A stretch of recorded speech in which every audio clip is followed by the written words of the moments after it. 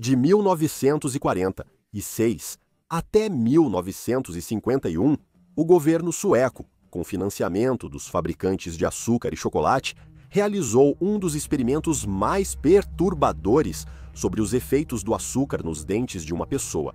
Voluntários humanos receberam dietas ricas em açúcar, incluindo um caramelo especial criado para grudar nos dentes. Os voluntários foram encontrados no hospital Vipholm, que abrigava pessoas com deficiências intelectuais ou mentais incapazes de consentir com o experimento de 6 anos. Ao final, aqueles que foram obrigados a consumir as dietas ricas em açúcar ficaram com dezenas de cáries cada um, sem qualquer tratamento posterior. No vídeo de hoje, vamos abordar por que esses experimentos aconteceram, o que os pacientes foram obrigados a suportar e as consequências disso. Talvez seja útil começar com a situação na Suécia na virada do século XX.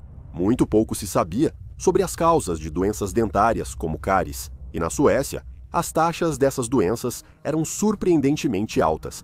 80% das crianças de 3 anos tinham cáries, enquanto o exército sueco relatava que 99% dos seus recrutas apresentavam algum tipo de problema dentário. Dentistas eram poucos e raros e geralmente proibitivamente caros para a pessoa comum. Durante o racionamento de açúcar nas guerras mundiais, as taxas de cárie caíram.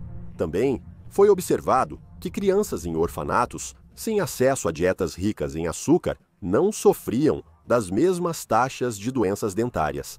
Suspeitava-se que o açúcar e o carboidrato eram os culpados, mas havia poucas evidências científicas.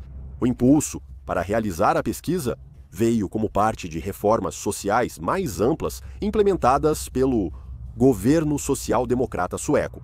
O custo para implementar um serviço odontológico nacional foi considerado alto e, por isso, decidiu-se que a prevenção da cárie dentária era melhor do que a cura. Em 1939, o Conselho Nacional de Saúde fez 2 perguntas. Qual era a causa da cárie dentária? E 2. Como ela poderia ser prevenida? Seria preciso uma amostra grande de sujeitos humanos para encontrar as respostas, mas havia um problema. Esses experimentos seriam de alto risco para os envolvidos, colocando a saúde bucal deles em perigo. Outros fatores precisariam ser monitorados, e os sujeitos de teste exigiriam uma observação cuidadosa. A solução para esses problemas estaria nos pacientes do Hospital Vipholm. O Hospital Vipholm era descrito como um instituto para pessoas com deficiência mental. Pacientes eram enviados por famílias incapazes ou sem vontade de cuidar deles, muitas vezes pressionadas por autoridades que diziam que hospitais eram a melhor opção. Na época, pessoas com deficiências psiquiátricas eram classificadas como imbecis, termo que abrangia várias condições e necessidades, como síndrome de Down, autismo e dificuldades de aprendizagem. Essas pessoas eram frequentemente consideradas incapazes de aprender. Na época, o hospital abrigava cerca de 1.000 pessoas, cerca de 1/3 estava acamado ou amarrado às camas o tempo todo. Cerca de 50% tinha dificuldades de comunicação.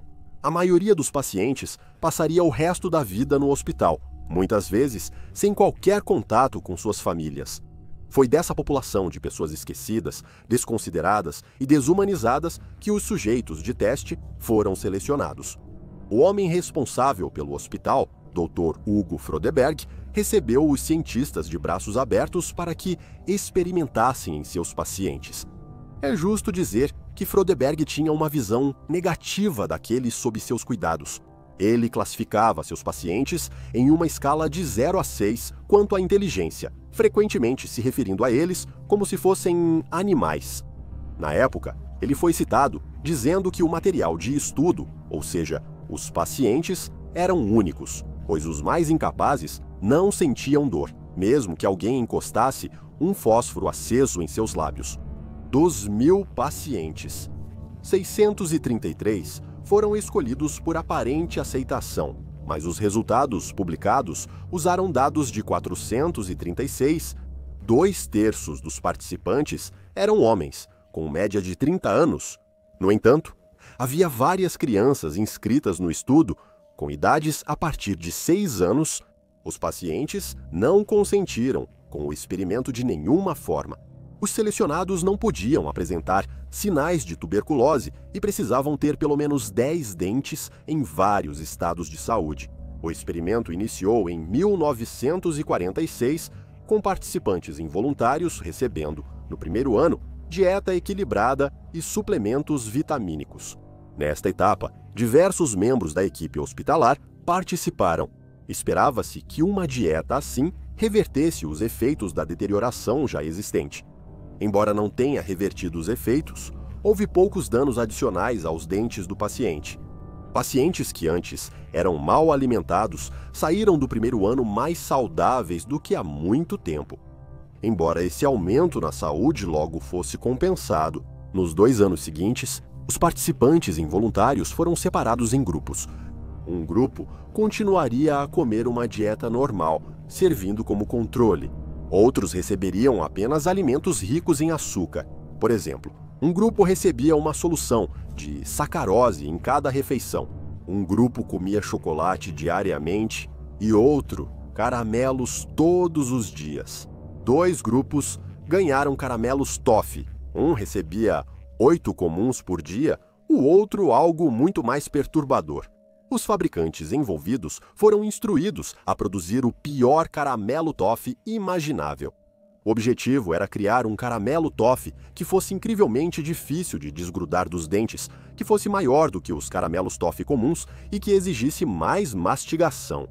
Esses caramelos toffee de Vipeholm foram dados aos pacientes, que eram obrigados a comer até 24 deles por dia. O objetivo era que os participantes comessem caramelos toffee, sempre que estivessem acordados nos 2 primeiros anos do estudo. Após 2 anos de estudo, as porções foram ajustadas nos grupos, reduzindo a solução de sacarose ou incluindo novos alimentos açucarados nas dietas dos participantes. Talvez não seja surpreendente que, para o grupo dos 24 caramelos toffee, não havia mais necessidade de testar os efeitos. Os caramelos toffee foram removidos e nenhum açúcar extra foi adicionado às dietas dos pacientes. Após os primeiros 2 anos, as cáries, a deterioração e os casos de doenças dentárias aumentaram para uma média de 21 por indivíduo.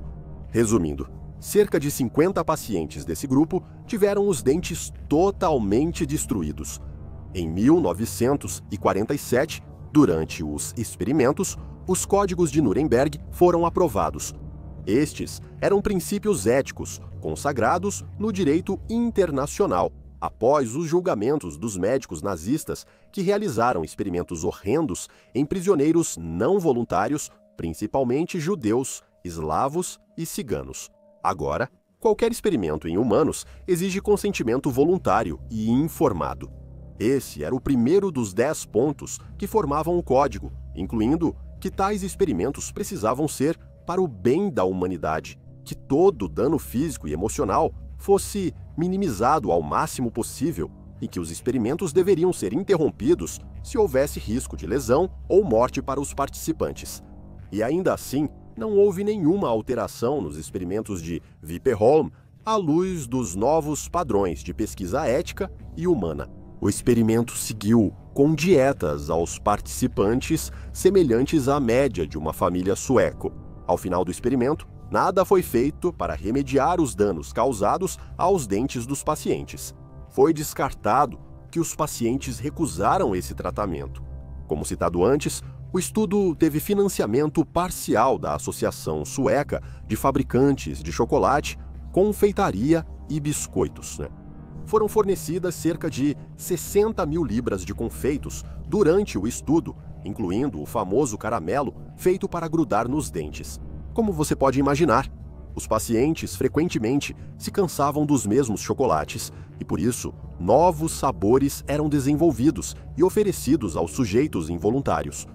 Embora possa parecer estranho que essas empresas patrocinassem um evento que poderia arruinar seus negócios, elas tiveram acesso aos dados para entender melhor quais doces causavam mais danos e para lucrar mais com receitas mais sustentáveis. Depois que os dados foram compilados e ficou claro que o açúcar e os carboidratos eram a causa das doenças dentárias, os fabricantes adiaram a publicação dos resultados por vários anos. O artigo só foi publicado em 1953. É importante notar que nem todos no parlamento sueco aprovaram o estudo. Em 1957, o governo sueco iniciou uma política de saúde pública que ainda é popular até hoje. Lördagsgodis, ou doces de sábado, buscava incentivar o consumo de doces apenas aos sábados e não diariamente. Até hoje, os países nórdicos continuam no topo do ranking de higiene bucal, em parte devido à cultura em torno dos doces, mas também pelo acesso à assistência médica de qualidade. Apesar de conhecermos melhor os perigos do açúcar, isso ainda é um problema. Desde a disseminação de xaropes açucarados em alimentos e bebidas, até a falta de acesso a cuidados de saúde acessíveis, ainda há muito a fazer. Embora a pesquisa, sem dúvida, tenha sido útil para mostrar uma correlação entre o açúcar e as doenças dentárias, ela deveria ter sido realizada de maneira humana, consensual e digna, com o devido cuidado posterior fornecido. A falta de tratar esses pacientes com sequer um pingo de humanidade é realmente lamentável e algo que ainda não foi devidamente abordado. Ser então negado o tratamento dentário adequado após os danos impostos a eles é algo além do inimaginável. Embora receber doces diariamente por 4 anos não pareça uma imposição, especialmente comparado a experimentos mais grotescos da Segunda Guerra Mundial, a lenta decomposição dos dentes dos sujeitos foi insidiosa e cruel, pois os pesquisadores buscaram pessoas vulneráveis. E ainda assim, não houve nenhum pedido oficial de desculpas por parte do governo sueco, nem dos fabricantes de açúcar e doces que se beneficiaram da pesquisa. As vítimas do experimento de Vipeholm foram esquecidas tanto em vida quanto hoje, quase 80 anos depois. Há link na descrição para alguns artigos sobre os experimentos, para quem quiser ler mais e entender melhor pelo que essas pessoas passaram.